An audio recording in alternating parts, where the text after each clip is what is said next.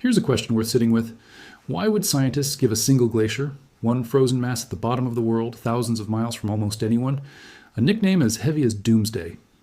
It's not because of its size alone, though it's the size of Florida. It's not just because it's melting, though it is, faster than ever.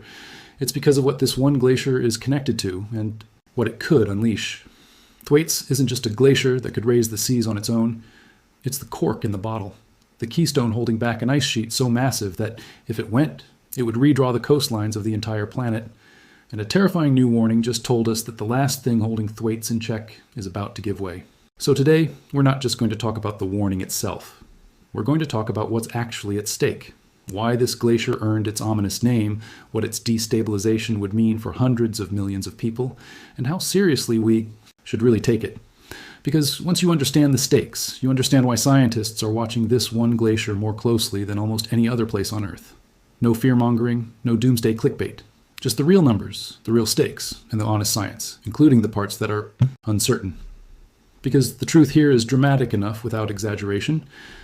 But before we dive in, do me one quick favor, because it genuinely helps this channel. Drop a comment right now and tell me where you're watching from, and whether you live anywhere near a coast. Because what we're talking about today is ultimately a story about coastlines, and I'm curious how many of you have a personal stake in this. And if you want to actually understand the forces shaping our planet's future instead of just seeing scary headlines, hit that subscribe button. It's free, it takes 1 second, and it means you'll always get the real explanation. A thumbs up helps push this out to more people who deserve to understand it. All right, let's get into it. Let's start with the numbers, because the numbers are the whole reason this glacier matters. Thwaites Glacier, on its own, contains enough ice that if it melted completely, it would raise global sea levels by roughly 2 feet. Now, 2 feet might not sound apocalyptic at first, but hold that thought, because 2 feet of sea level rise across every coastline on Earth is a genuinely enormous deal, and I'll get to why in a moment. But here's the part that turns 2 feet into doomsday. Thwaites is not standing alone.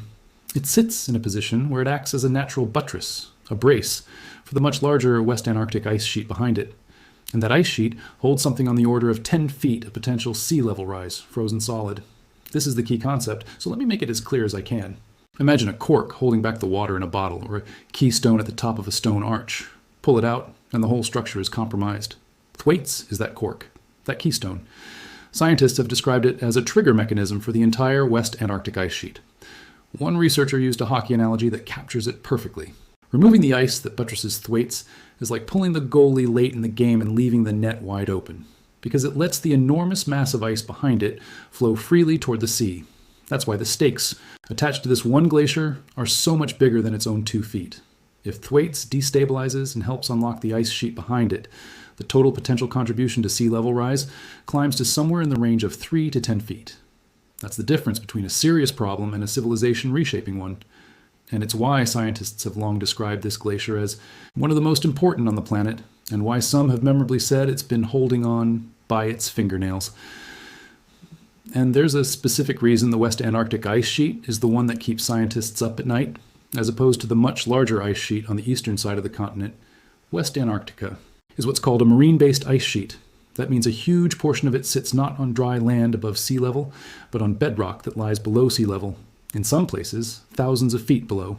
Its base is in direct contact with, or vulnerable to, the ocean, and that makes it far more susceptible to being melted and destabilized from below by warming seawater than an ice sheet sitting high and dry on solid ground would be.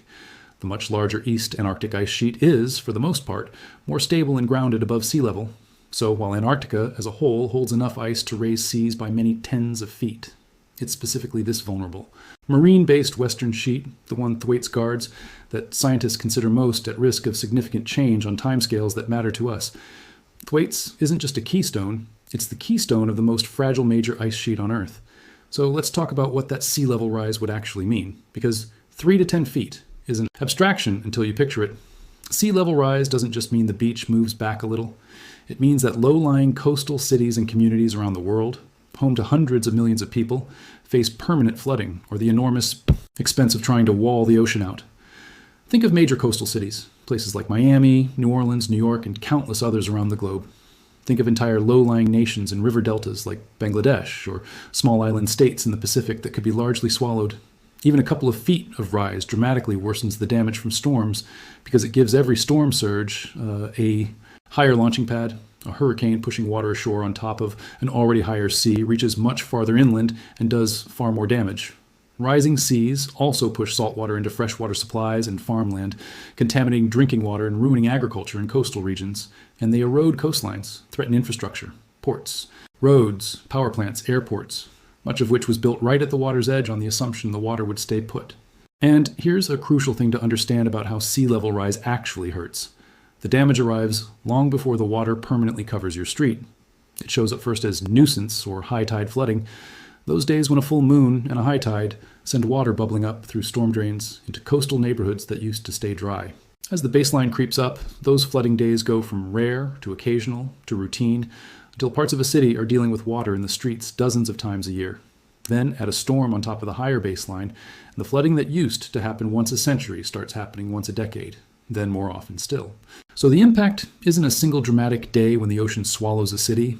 It's a steady tightening of the noose, more flooding more often, more expensive defenses, more insurance losses, more retreat from the coast year after year. When you consider that a huge share of the world's population and economic activity is concentrated on coastlines, you start to see how even a gradual rise translates into staggering costs and disruption spread across the entire globe.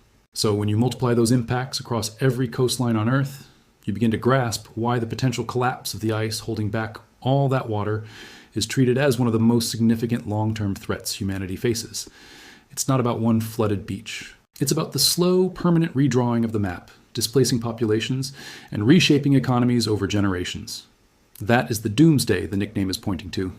Not an explosion, but a rising. Now, with those stakes in mind, let's talk about why the new warning matters so much. Because everything I just described depends on the health of that Keystone Glacier, and scientists just warned that the last floating ice shelf helping to restrain it is poised to break apart, possibly as soon as this year. That shelf has been acting as one of the final brakes on the system. When it goes, the glacier behind it is expected to flow faster toward the sea, which accelerates the whole process of ice loss. In the context of everything at stake, that's a significant threshold.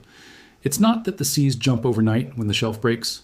Remember, the shelf is already floating, so its breakup itself adds little to sea level. It's that losing it removes a restraint and speeds up the long-term deterioration of a glacier that is itself the key to a far larger store of ice. The warning is a signal that the process is advancing toward the outcome that actually matters. And this is reinforced by everything else scientists have been measuring. The glacier's flow speed has tripled in just the last several years. Its retreat has accelerated considerably over the past 4 decades. Warm ocean water has been found pushing underneath it, melting it from below in a self-reinforcing feedback loop that could intensify as the climate warms. It's worth understanding, briefly, where that warm water comes from, because it explains why this is happening now. Circling Antarctica at depth is a body of relatively warm, salty water. For a long time, features of the ocean and the winds largely kept that warm water away from the ice, but shifting wind patterns and a warming ocean have been helping to steer more of that deep, warm water up onto the continental shelf and toward the base of glaciers like Thwaites. Once it reaches the glacier's underside, it goes to work melting the ice from below. And because it attacks the ice at its most vulnerable point, deep underwater where we can't easily see, its effects went undetected for a long time. This is the quiet, hidden engine behind the whole crisis.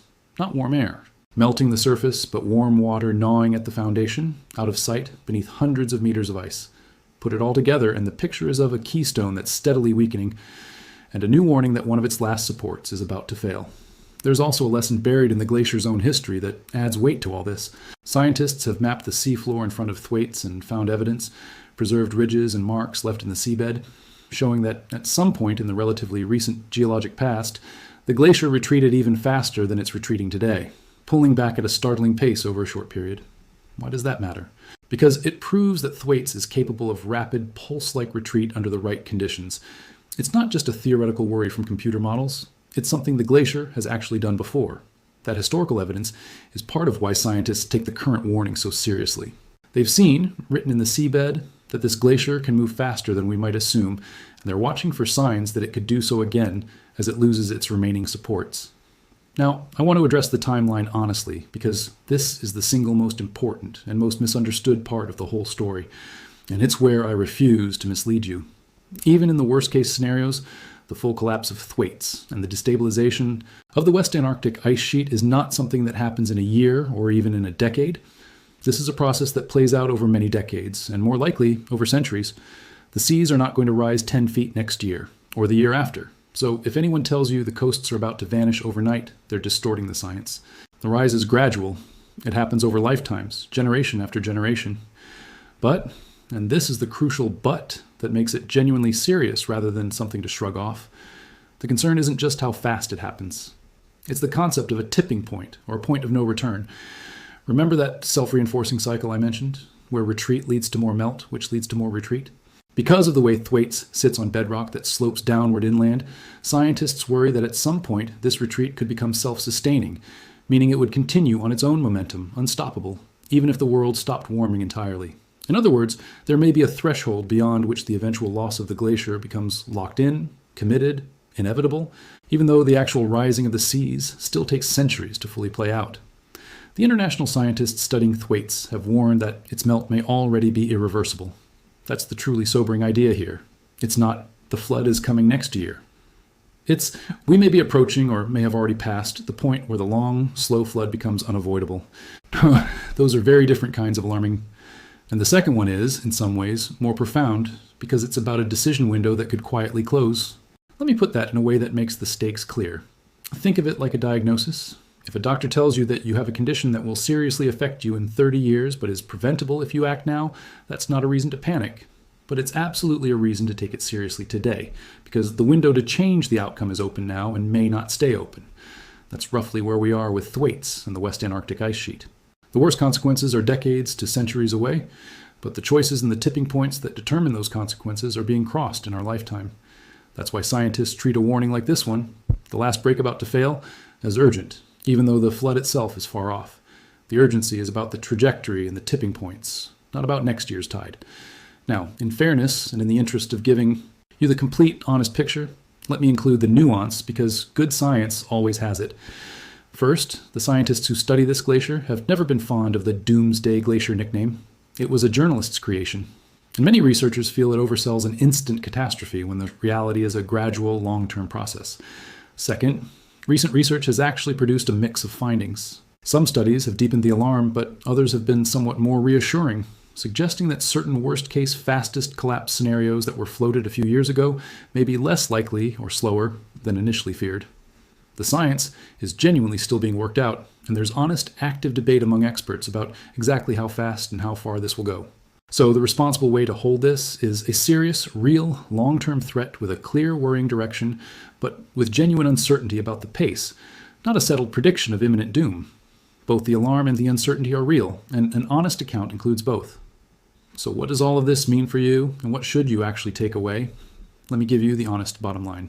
First, understand that this is a long-term story with enormous stakes, and it deserves to be taken seriously precisely because of those stakes, not because it's an overnight emergency.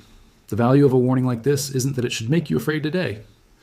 It's that it should inform how we, as a society, plan for the future, how we build and protect coastal cities, where we invest, how we prepare for sea level rise, that is, to some degree, already coming regardless. Some amount of rise from ice already destabilized is essentially baked in.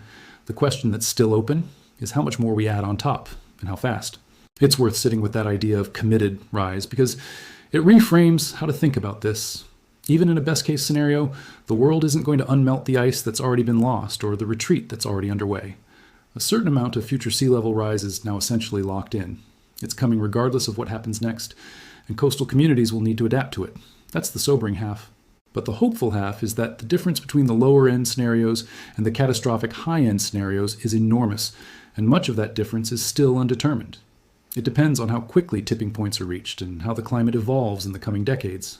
In other words, the worst outcomes are not yet written in stone, and the choices made in this century genuinely shape which future the world's coastlines get. That's actually an empowering way to see it, not a helpless slide toward disaster, but a range of possible futures where the actions and preparations taken now still matter a great deal. Cities are already beginning to respond, raising infrastructure, building sea defenses, rethinking where and how they develop the coast. And the earlier and smarter that adaptation happens, the less painful the transition will be. Second, appreciate the value of early warning. The only reason we know any of this, the only reason we can plan for it at all, is because scientists have gone to extraordinary lengths, traveling to one of the harshest places on Earth, to study this glacier before its story is fully written. That early warning is a gift. It gives humanity time to adapt, to protect vulnerable communities, and to make informed choices. Knowledge of a slow-moving threat delivered decades in advance is exactly the kind of information that lets us respond wisely instead of being caught off guard. And third, resist the pull toward either extreme. Don't let the doomsday headlines convince you the world ends tomorrow, and don't let the "it's centuries away" framing convince you it doesn't matter. The accurate, mature view is that Thwaites represents a genuine, civilization-scale challenge that unfolds slowly but may involve tipping points we cross soon. A challenge that deserves our steady attention, our best science, and our long-term planning, without panic and without dismissal. Here's the honest bottom line. The Doomsday Glacier earned its name not because of what it is, but because of what it guards. Thwaites is the keystone holding back a West Antarctic ice sheet that contains something like 10 feet of sea level rise, enough to reshape the coastlines of the entire world and affect hundreds of millions of people. The terrifying new warning that the last ice shelf restraining it is poised to break apart matters because it signals that this keystone is weakening and the long process of its loss is accelerating.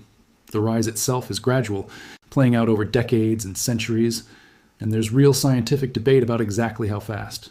But the deeper concern is that we may be nearing a tipping point beyond which that loss becomes locked in and irreversible. This isn't a reason to panic. It's a reason to understand the stakes clearly, to value the scientists giving us this early warning, and to take the long view as seriously as it deserves. Because what happens to this one distant glacier will echo across every coastline on Earth for generations. I'm going to keep tracking this story and everything it means. Every new study, every expedition, every shift in what scientists understand about this glacier and the ice sheet behind it.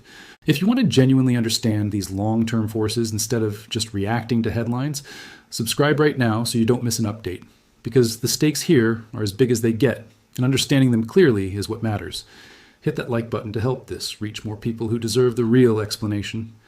And drop a comment. Where are you watching from? And do you live near a coast that a rising sea would touch?